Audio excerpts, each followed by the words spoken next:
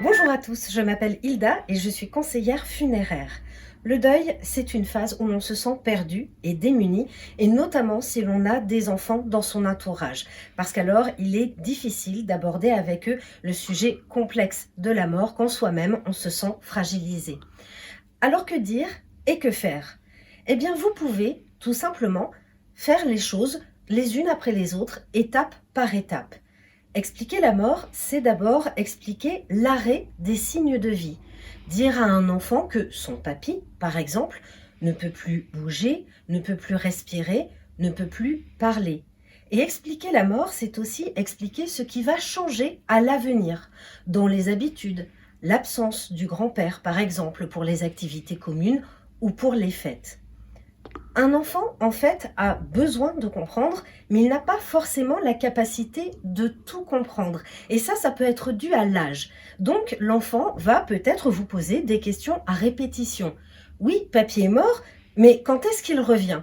Il va vous falloir, en fait, beaucoup de patience et il va aussi falloir traverser une autre épreuve qui est celle de répondre à toutes les questions, même si c'est pour dire que vous ne savez pas répondre ou que vous n'avez pas toutes les réponses à toutes ces questions.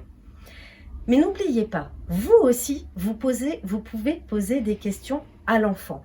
Ça vous permet de maintenir le lien, ça vous permet aussi de savoir où en est l'enfant par rapport au processus de deuil que lui aussi est en train de traverser. Vous pouvez demander à l'enfant s'il veut participer au choix des musiques pour les cérémonies au moment de l'organisation des obsèques, s'il veut écrire un texte ou en lire un. Et vous pouvez aussi, pour préparer l'au revoir, demander à l'enfant d'écrire une lettre au défunt ou de lui adresser un dessin. À ce moment-là, eh bien, il faudra choisir. L'enfant peut remettre lui-même au défunt son dessin ou sa lettre. Vous pouvez sinon le faire. Une des questions qui revient le plus souvent, c'est: est-ce que les enfants doivent voir les défunts? Eh bien oui, c'est possible s'ils le souhaitent. Il est très important que la question et la demande viennent de l'enfant. Et à ce moment-là, il est très important, crucial, que l'enfant soit accompagné par un adulte qui a déjà vu le défunt et qui va pouvoir donc le guider en lui disant que l'enfant, à tout moment, eh bien, c'est lui qui ressent les choses, c'est lui qui décide les choses, il a des possibilités, mais il n'a pas d'obligation. Les enfants, finalement, vivent le deuil comme nous. Ils sont pris par des émotions fortes qu'ils ne comprennent pas toujours, qu'ils n'arrivent pas toujours à exprimer, et il leur faut du temps. Le temps, c'est la notion clé dans le deuil. En Charente, l'association Dialogue et Solidarité organise des groupes de parole pour les enfants et les adolescents qui ont perdu un de leurs parents. Vous pouvez bien sûr vous renseigner en consultant notre page Facebook.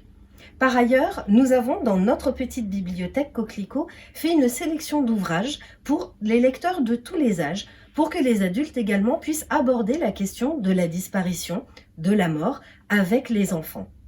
Enfin, n'hésitez jamais à vous faire aider. Médecins de famille, psychologues, psychothérapeutes, tous ces professionnels sont là, tous ces professionnels sont formés et ils peuvent vous accompagner sur le long terme. Si vous avez des questions ou des remarques, n'hésitez pas à les faire sous cette vidéo et restez à l'écoute car il y aura d'autres minutes Coquelicot.